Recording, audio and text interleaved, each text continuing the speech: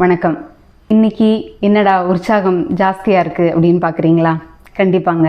இன்னைக்கு பார்க்க போகிற நூலும் அப்படி, அந்த நூலை நமக்கு தந்த ஆசிரியரும் அப்படி, அதற்குள்ளே இருக்கிற அவருடைய செயல்பாடுகளும் அப்படி. அதனால தான் இந்த உற்சாகம் எல்லாமே. தான் பதவியேற்ற காலம் முதல் தான் ஓய்வு பெற்ற நாள் வரை, தான் ஓய்வு பெற்ற பின்னும் தனக்கும் அரசாங்கத்திற்கும் இருக்கும் பந்தம் வரை எல்லாத்தையுமே மிக அருமையான ஒரு உரையாடலாக இந்த நூலுடைய ஆசிரியர் நமக்கு கொண்டு போயிருக்காரு. இதை படிக்கும் ஒவ்வொரு தருணத்திலையும் இந்த நூலோட அவரோட பயணிக்கிற ஆட்களோட அந்தந்த ஊரில் நாமளும் அவரோட சேர்ந்து பயணிப்போம். அதற்கு நான் உங்களுக்கு உத்தரவாதம் கொடுக்குறேன். அந்தளவுக்கு ஒரு அருமையான நூல் தான் இந்த நூல். என்னடா நூலை பற்றி நிறையா சொல்லிகிட்டே இருக்கேன், இன்னும் அந்த நூலோட பேரை சொல்லலைன்னு பார்க்குறீங்களா?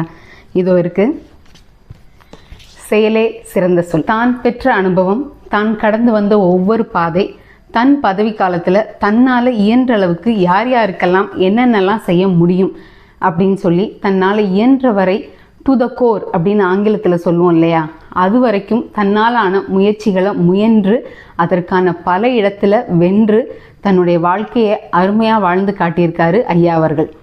இன்றைக்கும் பார்த்திங்கன்னா ஐஏஎஸ் பற்றின அல்லது ஐஏஎஸ் மீதான ஒரு ஆர்வம் யாருக்குமே குறையவே இல்லைன்னு தான் சொல்லணும்.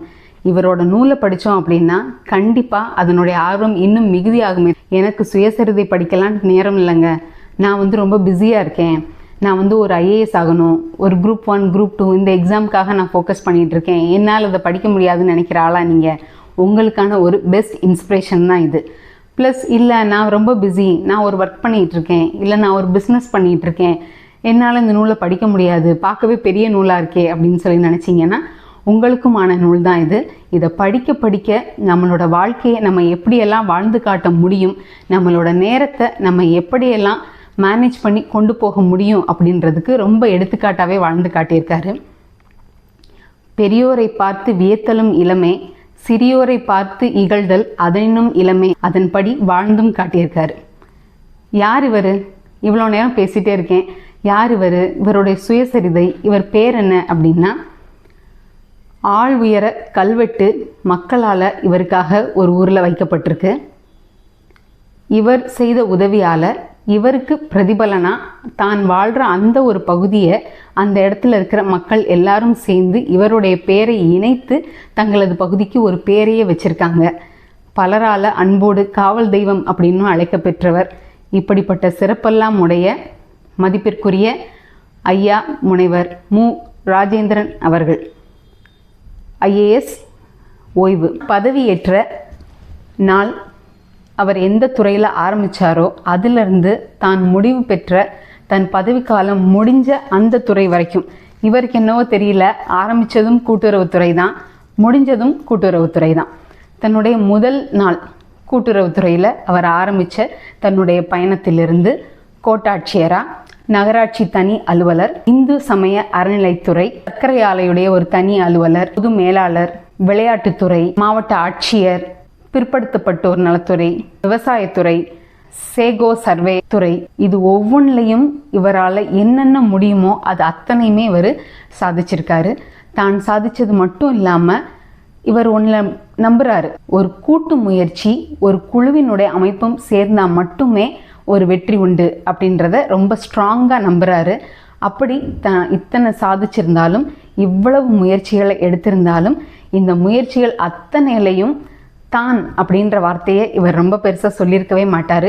செய்தோம், பயணித்தோம், சாதித்தோம், வென்றோம் அப்படின்ற வார்த்தைகள் தான் வந்துட்டே இருக்கும்.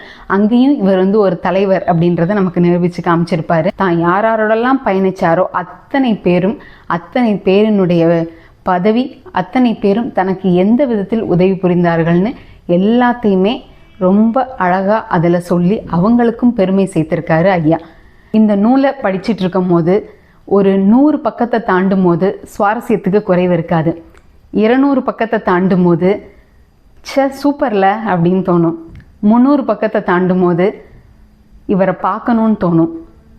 400வது பக்கம் தாண்டும் போது கண்டிப்பாக இவரை பார்த்து ஒரு ஹேண்ட்ஷேக் பண்ணணும்னு தோணும். 500வது பக்கம் தாண்டும் போது இவரை மீட் பண்ணி பேசணும், இவரோட நிறைய நேரம் ஸ்பெண்ட் பண்ணணும்னு தோணும்.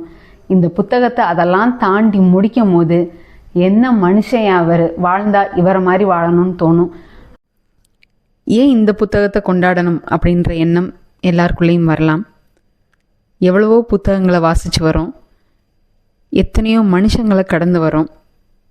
அப்படி எளிதில் கடந்து செல்ல முடியாத அளவுக்கு அதிர்வுகளையும் தாக்கத்தையும் சில நூல்களால் மட்டுமே ஏற்படுத்த முடியும். செயலே சிறந்த சொல் நூலின் தனிச்சிறப்பும் அதுவே.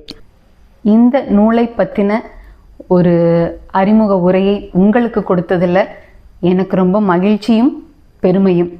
மிக்க நன்றி.